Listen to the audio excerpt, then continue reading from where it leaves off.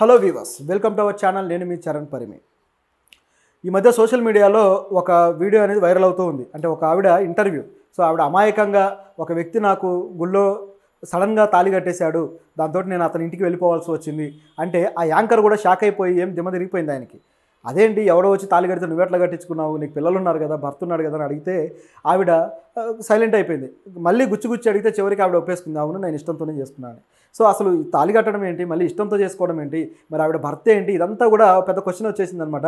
Social మీడియాలో బాగా viral అవుతున్న వీడియో. అయితే దీని వెనుక ఈ సంఘటనలు కొన్ని ఉన్నాయన్నమాట, చాలా ఇంట్రెస్టింగ్ సంఘటనలు ఉన్నాయి. అవి ఒకసారి మనం మాట్లాడదాం. సో ఇది ఎందుకు మనం మాట్లాడాల్సి వస్తుందంటే, ముఖ్యంగా కొంతమంది అమ్మాయిలు మరి అమాయకత్వంతో ఈ విధంగా తమ జీవితాలను ప్రశ్నార్థకంగా మార్చుకుంటారా, లేకపోతే అతి తెలివి ఎక్కువ మార్చుకుంటారా, ఏమి అర్థం కాని పరిస్థితి అనమాట. ఈవిడైతే ఇక కుటుంబ సభ్యులు కూడా ఆవిడ దగ్గరికి రానివ్వక చివరికి ఇలా ఒక ఛానల్లోకి వచ్చి ఇంటర్వ్యూ ఇవ్వాల్సిన పరిస్థితి వచ్చింది ఆవిడకి. ఇది ఆవిడ అమాయకత్వమో లేకపోతే ఎటువంటి స్వయంకృత అపరాధమో కానీ మొత్తానికి చూస్తూ ఉంటే తనకు తానే స్వయంకృతంగానే అపరాధం చేసుకున్నట్టుగా తెలుస్తుంది. ఈ సంఘటన చూస్తే అది ఏం జరిగింది అనేది చూద్దాం.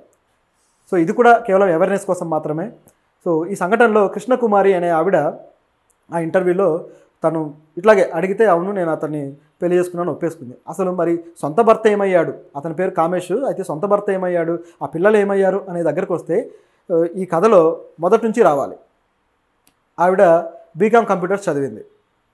బీకామ్ కంప్యూటర్స్ చదివి బాగానే ఆవిడ జీవితం నడిపిస్తూ ఉంది. అయితే ఆవిడ ఫాదర్ కూడా ఒక మంచి పోలీస్ ఆఫీసర్, ఆయన ఎస్ఐగా చేస్తూ ఉన్నాడు. సో వాళ్ళ కుటుంబం మంచి స్థితిలోనే ఉంది కాబట్టి ఆవిడ కాస్త గారాభము, అన్ని రకాల వసతులు ఆవిడకి సమకూరాయి. సో ఆవిడకి నచ్చినట్టుగా ఆవిడ జీవిస్తూ ఉందన్నమాట.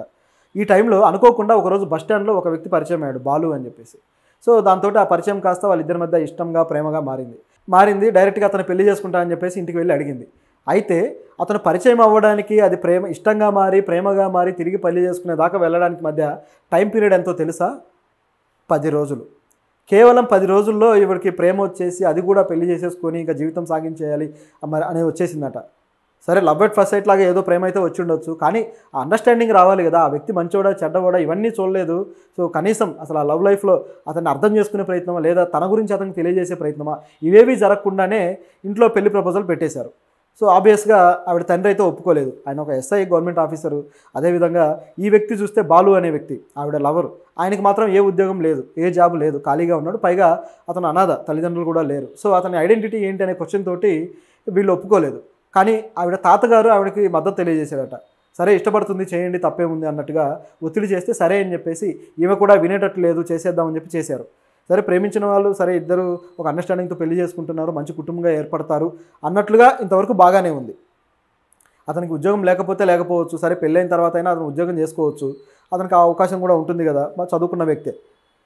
సరే ఇంతవరకు బాగానే ఉంది అనుకుంటే వీళ్ళిద్దరూ కలిసి జీవించడానికి కొన్ని సమస్యలు వచ్చాయి. మొదట్లో బాగానే ఉంది, కానీ తర్వాత ఆమె ప్రెగ్నెన్సీ వచ్చిన తర్వాత ఆయనకు జాబ్ లేదు కాబట్టి ఆ ప్రెగ్నెన్సీని అతను తొలగించాడు. ఆవిడ భర్త అబార్షన్ చేయించాడు. దాంతో ఈ విషయం తెలిసి ఆ అమ్మాయి తల్లిదండ్రులు చాలా వేదన పడ్డారనమాట. మరి ఉద్యోగం లేదు, లేకపోతే తిండి తిప్పలు లేవని చెప్పేసి అబార్షన్ చేస్తారా? వీడు ఏది తింటున్నాడో అదే పెట్టచ్చు కదా. పిల్లలకి వాళ్ళ ఖర్చులు ఉంటాయి, కానీ ఆ ఖర్చుల కోసం మనమే కదా ప్రయత్నించాలి. పెళ్లి చేసుకున్న వ్యక్తి కుటుంబాన్ని పోషించాల్సిన బాధ్యత తీసుకోకపోతే మరి కుటుంబం ఎలా ముందుకెళ్తుంది?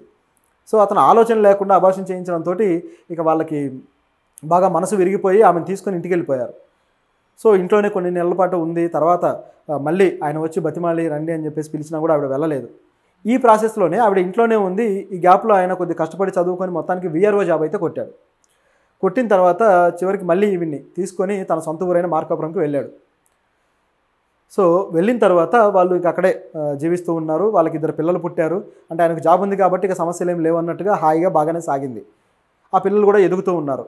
అలా ఉన్న టైంలో ఒక 3-4 ఏళ్ళ తర్వాత సడన్గా విజయలక్ష్మి అని చెప్పేసి ఒక మహిళ ఈవిడికి ఎక్కడో పరిచయం అయింది వీళ్ళకి, ఈ భార్యాభర్తలకి. సరే ఆవిడకి 4 రోజులు షెల్టర్ ఇద్దామని చెప్పేసి తీసుకొచ్చారు.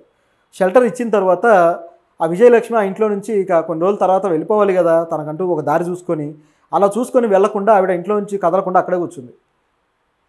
దాంతో ఈ కృష్ణకుమారి క్వశ్చన్ చేసింది, నువ్వు ఎందుకు వెళ్ళట్లేదమ్మా, వెళ్ళాలి కదా అని చెప్పేసి. లేదు నేను వెళ్ళనని చెప్పేసి మొండికేసింది. ఏంటి ఈవిడ ఎందుకు వెళ్ళట్లేదని ఆవిడ కనుక్కునే ప్రయత్నం చేస్తే ఒక విషయం తెలిసింది. ఏంటంటే ఈ విజయలక్ష్మి ఆ బాలుతోటి రిలేషన్లోకి వెళ్ళింది. అది బయటపడిన తర్వాత కృష్ణకుమార్కి తిక్కరేగినట్టుంది. సో గట్టిగా ఇద్దరు గొడవ పడ్డారు. తర్వాత ఆ గొడవ కూడా కొద్దిగా సద్దుమణిగింది. సద్దుమణిగిన తర్వాత ఏమో మొత్తానికి కృష్ణకుమారికి దాదాపు 4 లక్షల రూపాయల డబ్బుల్ని విజయలక్ష్మి ఇచ్చిందనమాట. ఇచ్చిన తర్వాత మళ్ళీ రోజులు గడుస్తూ ఉన్నాయి. ఈవిడైతే ఇంట్లో నుంచి వెళ్ళట్లేదు. చివరికి ఇక ఆ డబ్బులు తిరిగి ఇవ్వమని అడిగితే ఇక లాభం లేదని చెప్పేసి బలవంతంగా ఈమెను గెంటేసి బయటికి పంపించేసింది డబ్బులు అడిగినందుకు. అసలు ఈవిడ డబ్బులు ఎందుకు తీసుకుంది? ఆల్రెడీ భర్తతోటి ఇలాంటి రిలేషన్లో ఉన్న మహిళని ఎంటర్టైన్ చేసినట్టే కదా ఇక డబ్బులు తీసుకోవడం అంటే.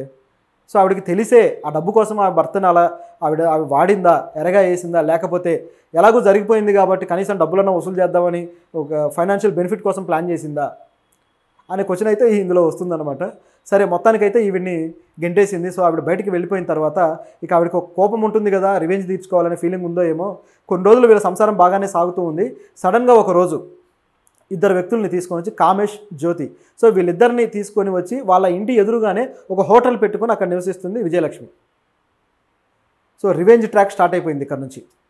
ఇంటి ఎదురుగానే దుకాణం పెట్టేసింది అనమాట.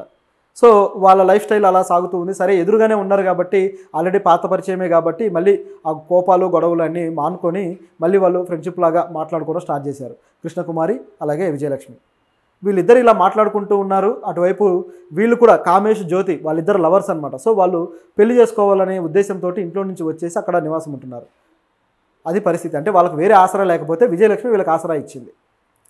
విజయలక్ష్మికి ఏ ఆసరా లేనప్పుడు కృష్ణకుమారి ఆసరా ఇచ్చింది. సో కృష్ణకుమారి బాలుకి ఏ ఆసరా లేకపోతే అతను పెళ్లి చేసుకుంది ఏకంగా. సో ఇది ఈ ఆసరా లేని వ్యక్తులకి ఆసరా కల్పించిన ప్రోగ్రాం.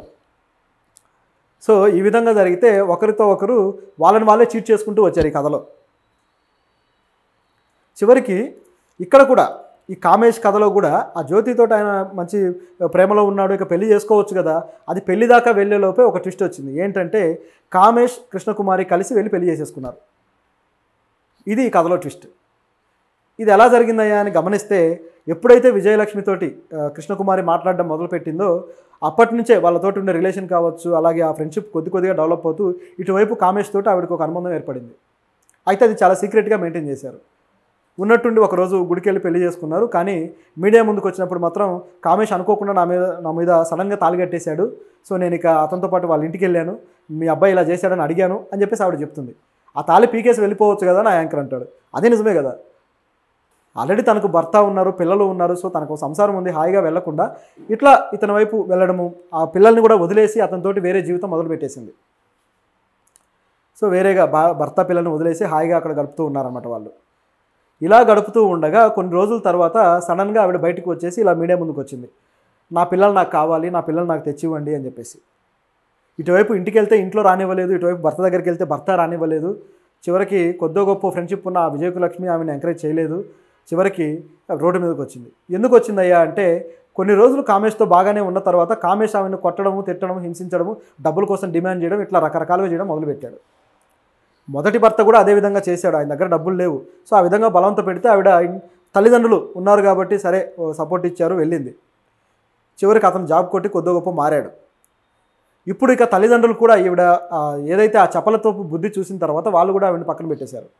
దాంతో ఇక ఆవిడ ఏం చేయాలో అర్థం కాక కామేష్ దగ్గర నుంచి బయటకు వచ్చేసి తనకు పిల్లలు కావాలి, తన పిల్లలు తనకు కావాలి అని చెప్పేసి అడగడం మొదలుపెట్టింది.